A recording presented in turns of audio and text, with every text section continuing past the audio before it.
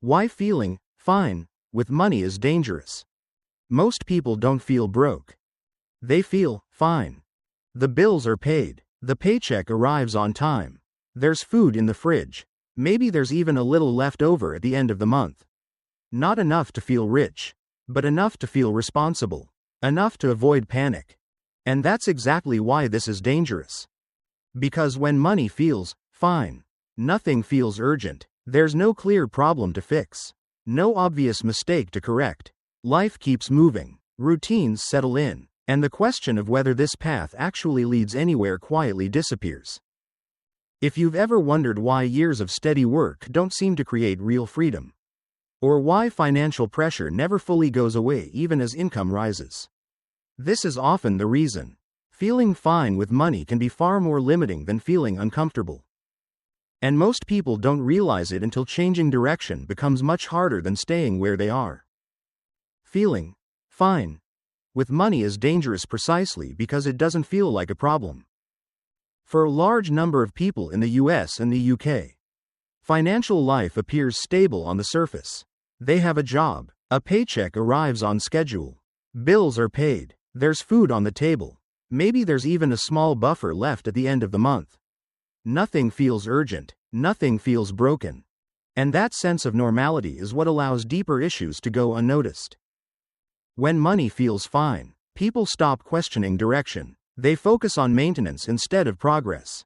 The goal quietly shifts from building freedom to simply keeping things running. As long as life remains manageable, bigger questions about long-term security, flexibility, and choice get postponed.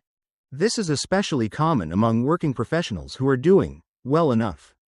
Income covers expenses, but barely creates space. Raises bring temporary relief, but rising costs absorb the difference.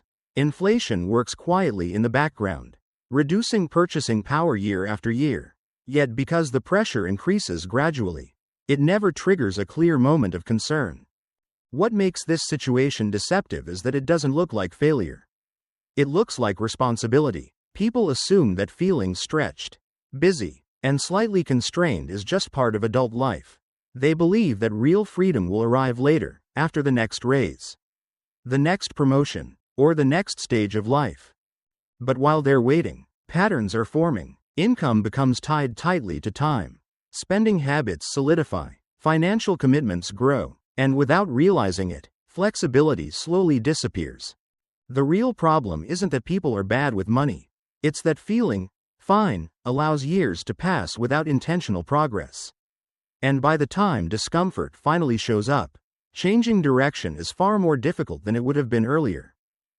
That's why recognizing this stage matters. Because fine is often the most expensive place to stay. The reason feeling fine with money is so common isn't accidental. It's the result of deeply ingrained habits, incentives, and beliefs that quietly shape behavior over time. One of the biggest root causes is how stability is taught and rewarded. From an early age, financial success is framed as avoiding problems rather than building options. Pay your bills, don't fall behind, stay consistent. As long as nothing goes wrong, you're doing well. This mindset trains people to aim for comfort, not control. Another major factor is reactive decision-making.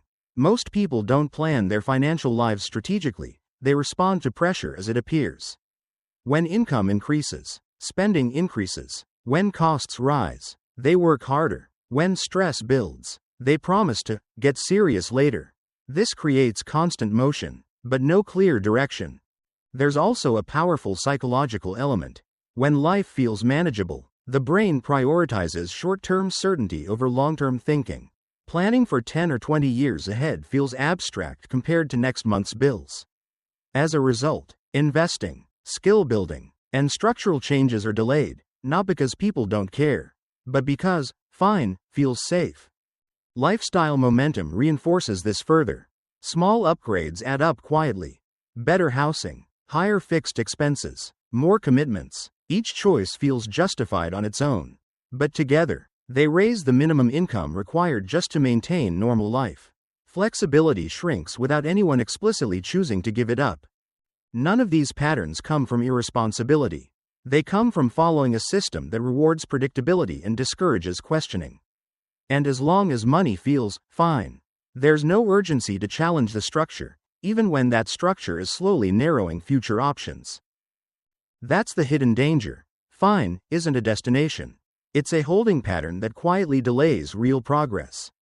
If feeling fine is what keeps people stuck, then the solution isn't panic or drastic change. It's a shift in how decisions are made, before pressure forces them. The first and most important change is moving from comfort-based thinking to option-based thinking. Instead of asking whether a decision makes life easier right now, the better question is whether it preserves or expands future flexibility.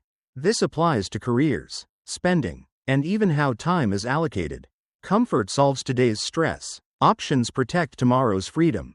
Another key shift is redefining what income actually represents. For many people, income becomes a scorecard, proof that they're doing okay. But income is not an outcome, it's raw material. Used intentionally, it can build skills, fund investments, and reduce long-term dependence on constant effort. Used passively, it disappears into routines and resets every month. This doesn't require quitting a job or taking extreme risks. It requires direction. A steady paycheck can be powerful when paired with purpose. Predictable income can support long-term investing, learning higher leverage skills, or gradually building assets that don't rely on daily presence. The difference is whether income is being directed or simply consumed. Another practical adjustment is slowing automatic lifestyle expansion. This doesn't mean denying enjoyment or living in scarcity. It means resisting upgrades that permanently raise fixed costs without increasing flexibility. Each new obligation raises the price of staying fine and reduces the margin for change later. Progress at this stage often feels subtle. There are no dramatic milestones, no immediate relief, but momentum begins to shift. Decisions become lighter, pressure stops compounding as quickly, and over time, money starts to feel less like something that happens to you, and more like something you're deliberately positioning around. That's how you move beyond fine, not by urgency, but by intention applied consistently. The real danger of feeling fine with money isn't what it does today. It's what it quietly creates over time. In the short term, staying comfortable looks harmless. You work, you earn, you cover your expenses. Life feels stable. There's no urgency to change, no obvious problem demanding attention. And because nothing feels broken, reflection gets postponed. Months turn into years without any intentional shift in direction. But over the long term, the cost becomes clear. When money decisions are built around maintaining comfort, flexibility slowly disappears. More income becomes pre-committed to fixed expenses. More time is locked into routines that can't easily be adjusted. Any unexpected change, a career disruption, a health issue, a family need, feels heavier. Not because it's extreme, but because there's little margin. This is how financial stress often shows up later in life. Not as crisis, but as rigidity. Fewer options, less room to pause. Decisions feel heavier because everything depends on staying exactly where you are. Even opportunities that once felt exciting begin to feel risky, simply because there's no space to absorb uncertainty. By contrast, when people question fine early and build flexibility intentionally, the long-term experience looks very different. Progress may feel slower at first, but it compounds. Skills deepen, assets grow quietly, income becomes less fragile. Time starts to feel like something you manage, not something that controls you. This is where consistency matters more than intensity. Big moves are rarely sustainable. Small, deliberate choices repeated over years quietly reshape outcomes.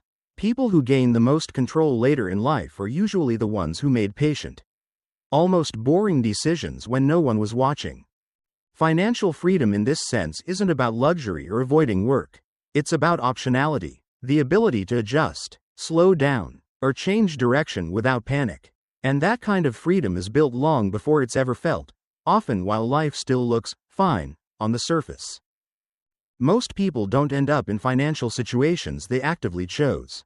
They end up in situations they slowly drifted into. Feeling fine with money doesn't mean things are going well.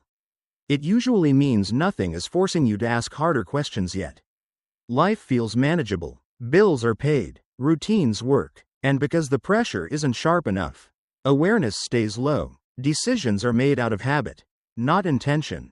The problem is that autopilot doesn't stand still. It has direction, and if that direction goes unquestioned for long enough, it quietly determines your future long before you feel ready to think about it. This isn't about blame or regret. Most people make the best decisions they can with the information and energy they have at the time. Life is busy. Responsibilities are real. Wanting stability isn't a flaw, it's human.